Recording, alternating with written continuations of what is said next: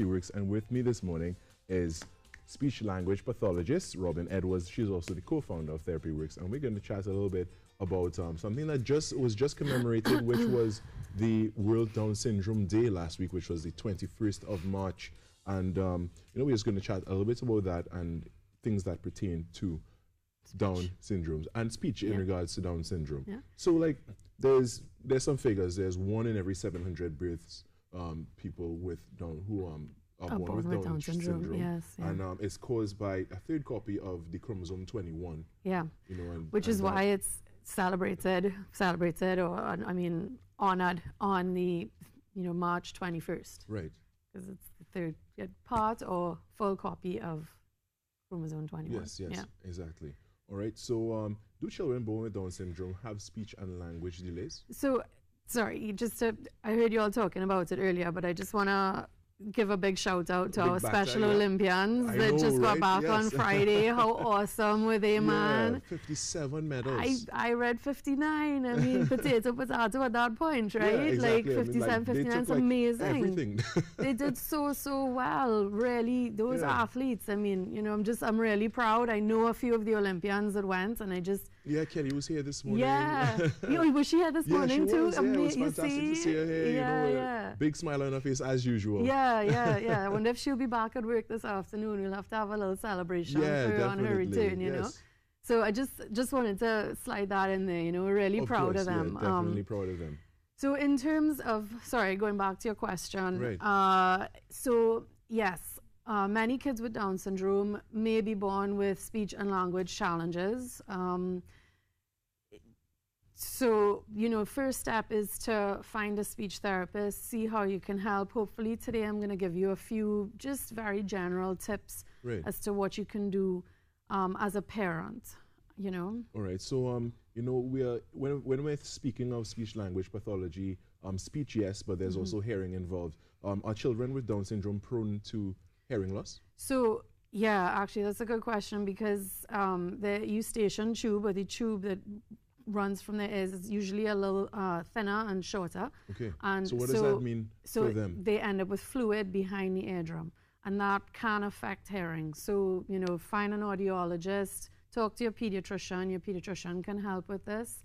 And why it's important and how it relates to speech is because any hearing loss will affect how well you are, learning language. Right. Yes.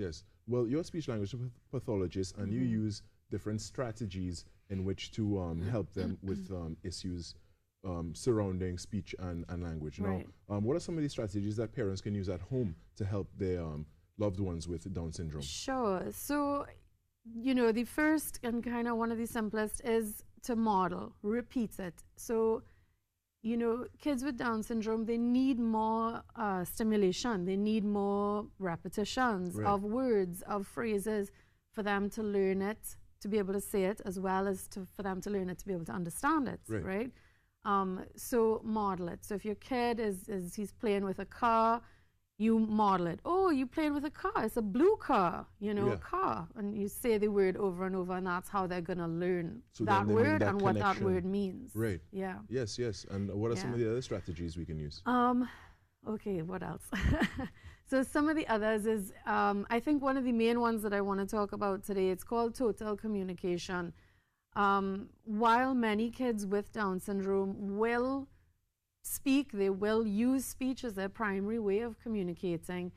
When they're learning that skill, we want to encourage and facilitate communication through any means possible. And so that includes things like sign language, while their muscles are figuring out how to form sounds. They can use their hands to communicate. It includes things like pictures, picture exchange. It can also include things like synthesized voice or electronic communication, where you use a device that speaks for you, that in essence becomes your voice. Yes. And then in addition to that, when you're talking to your kid and trying to build this language-rich atmosphere at home, don't forget that all your senses should be involved. You smell it, you touch it, you look at it, you listen to it, whatever the noun or the concept, that you're trying to teach the child. Right. try to use a very holistic, multi-sensory approach. And not just verbal. Yes, you know, not that just require there. You know, speech and hearing. One, just sound. Like use all of it. You know, and then really the kind of another one that you can use that's pretty simple is read. Read to your child. Reading is this amazing gift that we have that we kind of take for granted. You know, we read. But reading to your kid gives them experiences that they may not yet have encountered in their real life. And it exposes them to, oh gosh, I read something the other day, Let's Read is a nonprofit, and it said something like a kid that's read to for 20 minutes daily is exposed to like millions of words more than a child that is not. Right. You know? Yes, you know, and that makes a lot of sense, you know, and something as simple as that, 20 minutes a day reading to your child, the type of impact it would have on them in the long run. It's huge. It's huge. Vocabulary building, you know, it's invaluable. Definitely invaluable. And Robyn Edwards, I want to thank you for joining us this morning again and sharing everything that Therapy Works shares with us, and you know, just the amazing approach you take toward therapy and inclusiveness in a holistic way, as you rightly said. You know, I want to thank you for joining us this morning. Thank you for having us again. It's always good to be here. Feels like coming home now, man. I'm used to it. Just exactly. All right. So Thanks, we're going to jump back across the Rishi over here.